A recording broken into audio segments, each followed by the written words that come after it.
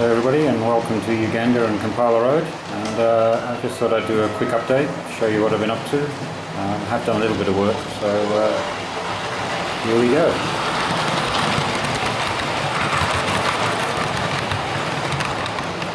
My wife has bought a cockerel. Of all the things we didn't need. Noisy, noisy, noisy. So,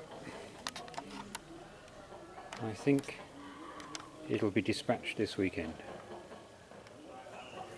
That's what I'm hoping.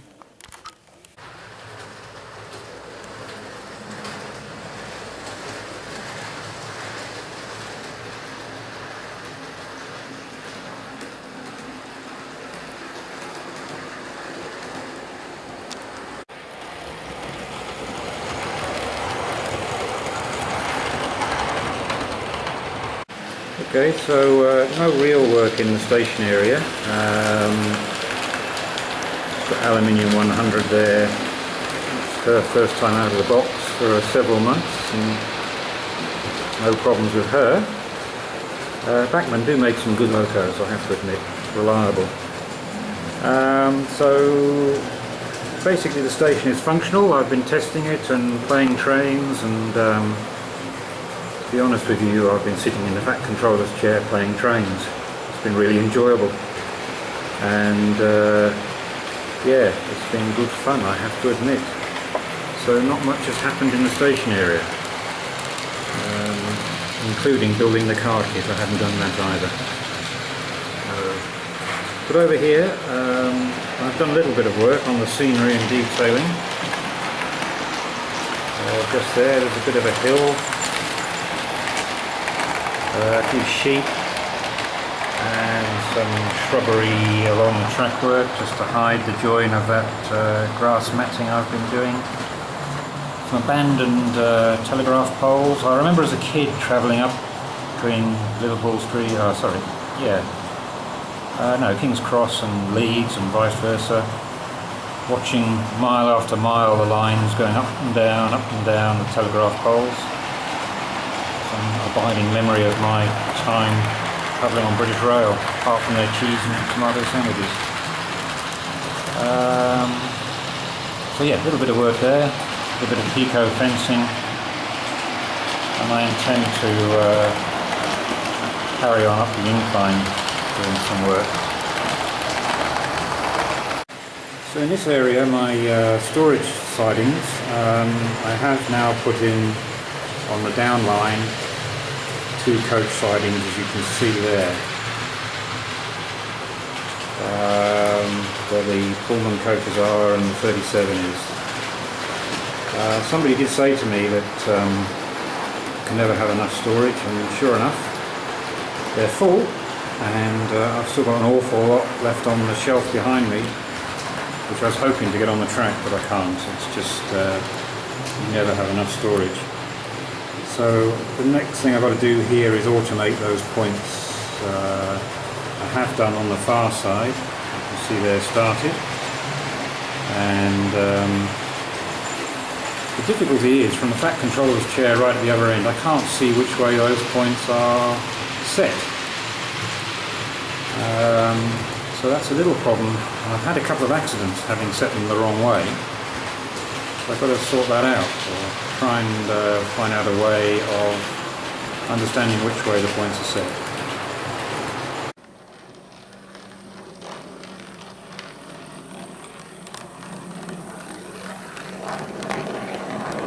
So the incline section here, where it goes up to the branch line, this is my next area I'm going to focus on in detailing, putting some capping on the walls. I have a signal box to go just about there, and line-side huts and things. Put some static grass, make it a bit more lumpy than it is. Put those signals in properly, get rid of the base and put them in. Carry on with the telegraph poles. Weather the very red-looking brick wall and hide the paper joins, etc. Hit by a train there. Generally make that look a bit more realistic or a bit more enjoyable to look at. aesthetically. Cut down some of those tops slightly, a little bit too high on the pillars, and weather the bridge. Now whether I keep the bridge grey, I saw on Tony Northeastern he's green, and I quite like that.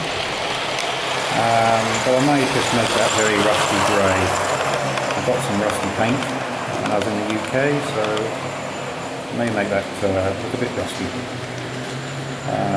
An old. I want the branch line to look oldie-worldy, so it can take steam locos, little tank engines, etc. And hence the ballast is of a different type to the main line.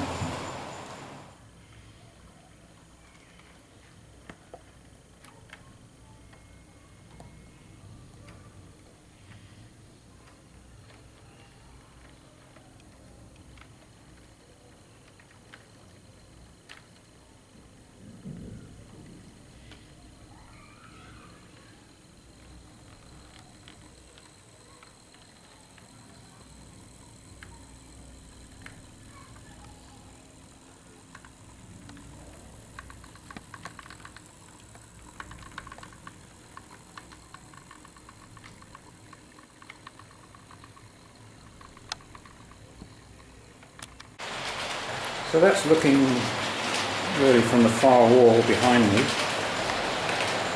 at the layout. It's all functioning really well. I'm so glad I put new fish plates in, etc. and really did clean the track. Track cleaning is a bit of a problem. The oxidised track is still oxidising quite badly, so every day it needs cleaning. And once a week I use baby wipes to take off the worst of it. So yeah, I'm really pleased with it actually. I learnt a lot, and learnt a lot of lessons from the previous layout, and making sure connectivity is good. My new fish plates arrived, and a bit of a whinge. I ordered 3, paid for 3, got 2 packets. So Hattons are doing a stock take to see whether I'm telling the truth or not. There you go. What can you say?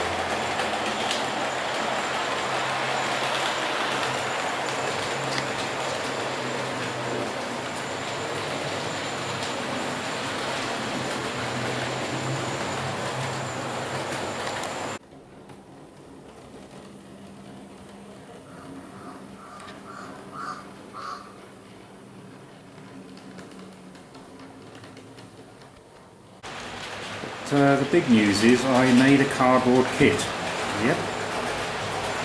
And here she is. It's a super quick one. I've had it for about 10 years but never built it, and it showed that cardboard in certain areas has obviously absorbed moisture. It's a little bit soft, so I have to be very careful. There she is. I couldn't get the roof to fit properly. I don't know if you look at this here. I could not get that to fit. So there's a little bit of painting and messing up to do to hide that. And then weathering it, of course, and putting the black soot on the outside. There's my Flying Scotsman, very proud of that. Running beautifully now. 14-wheel pickup. Sorry, said it again. Yeah, it's just quite pleased I built that. I can see why people take great pleasure in building them. I just don't have the attention span, being slightly Asperger's.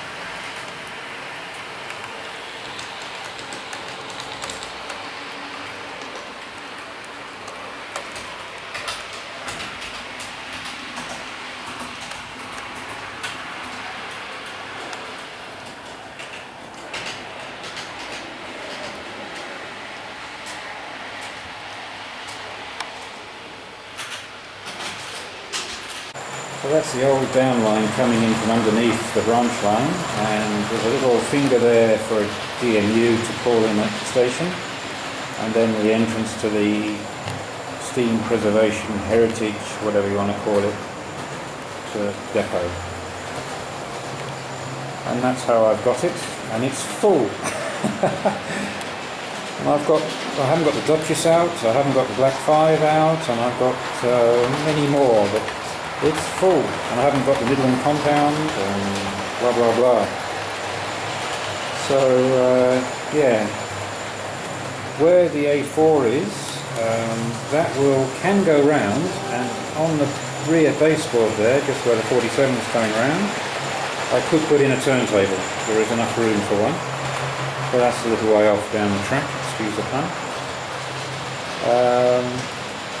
But it all functions, it all works, and the steam trains have now got a home.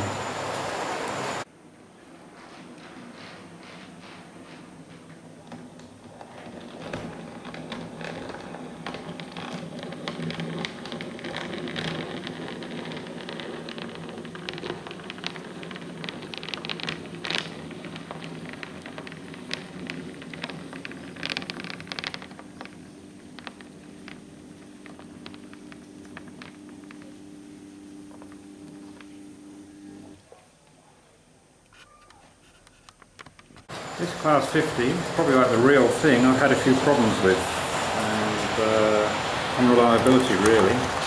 So I took her apart and serviced her, and now she's running beautifully. Probably should have done it right in the first place. This is another loco I've completely serviced. I bought it second hand off eBay, and it's given me a few problems, which is why probably the seller sold it. But all I needed was a good service, and she's running beautifully.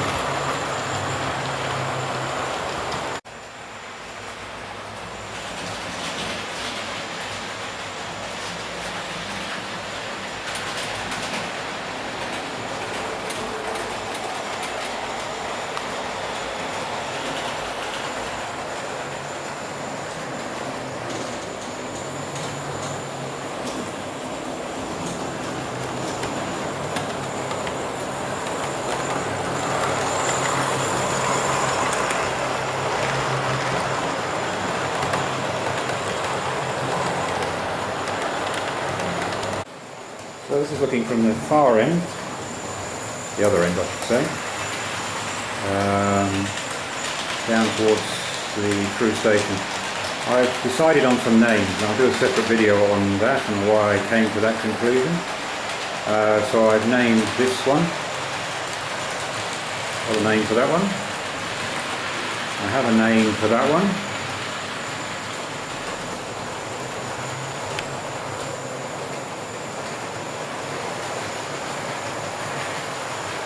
and I also have a name for the little wayside halt way over there.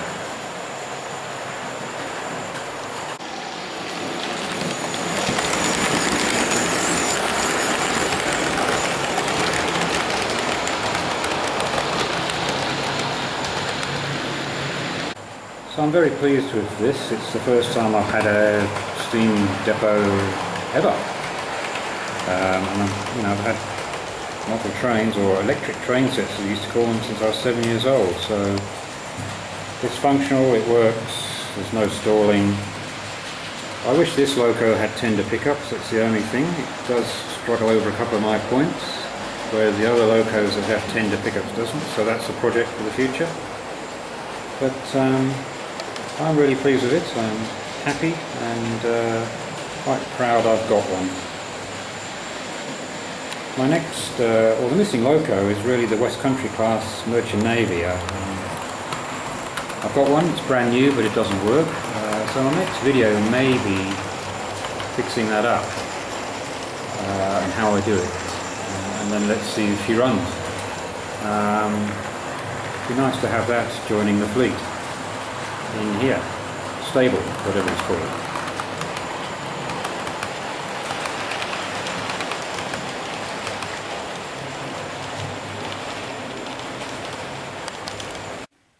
My birthday present arrived. cockerel still going, and I got this from my mother, although I pointed in the right direction. I've seen quite a few reviews on YouTube of it, and the overlying message coming out, it was good value for money. I don't have any GWR locos apart from a 72XX, which I fell in love with when I saw the unusual design of that tank engine. So I thought, well, why not? My dad was a great fan of the GWR. He was brought up in Solihull, so that's why. Apart from watching the German bombers coming over trying to bomb the hell out of the place.